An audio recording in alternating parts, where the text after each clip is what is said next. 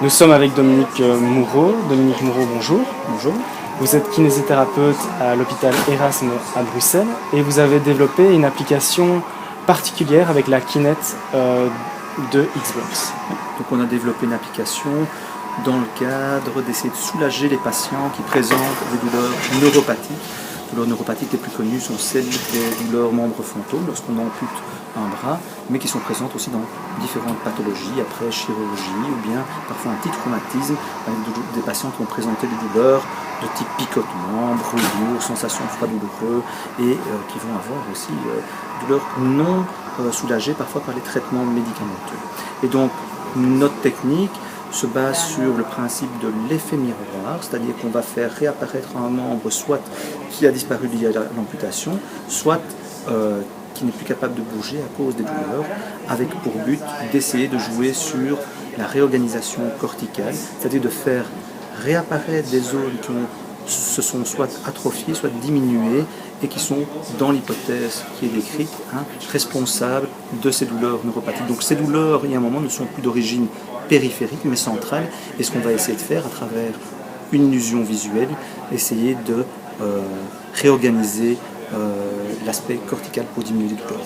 Donc un patient qui a été amputé a une certaine douleur psychologique, physique, et grâce à ce procédé-là, vous permettez de l'atténuer.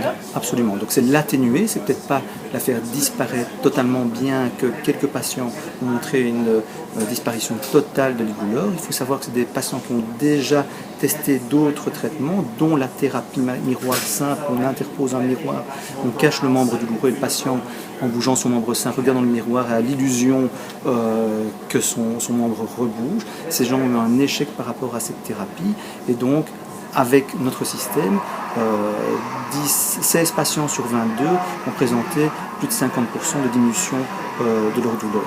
Oui, donc là on est au début de la recherche. Absolument.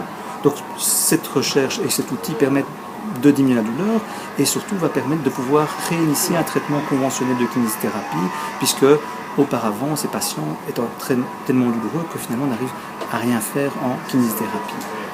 Et c'est seulement visuel comme outil ? Alors, c'est visuel dans un premier temps et moteur aussi. Le but, c'est que le patient d'abord soit attentif. On sait que le stimulus visuel va être prioritaire par rapport au reste, mais aussi c'est attentif à ce qu'on fait et surtout avoir l'intention de faire. Il y a un moment, inconsciemment, le patient va rebouger les deux membres, même le membre qui était douloureux, va rebouger progressivement. Si on voit les patients qui sont amputés, ils vont avoir une petite contraction de leur moignon qui va aussi avoir un effet sur la diminution de la douleur. C'est essayer de réorganiser, de restaurer un espèce de mismatch sensorimoteur au niveau du cortex. Et donc la technologie au service de la santé avec ces nouvelles applications 3D, on est vraiment qu'au début. On est au début, maintenant je dirais qu'il y a d'autres personnes dans le monde qui sont aussi avec des projets similaires en utilisant des outils un peu différents. Je pense que l'avantage de notre outil, c'est aussi qu'il est avec une technologie simple par rapport à des gros laboratoires. On va être dans un monde virtuel. Ici, ce qu'on a voulu aussi reproduire, c'est que le patient voit son membre réel.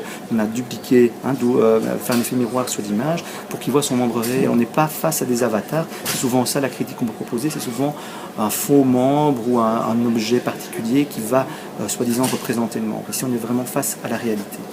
Merci Dominique Moureau. Je vous en prie.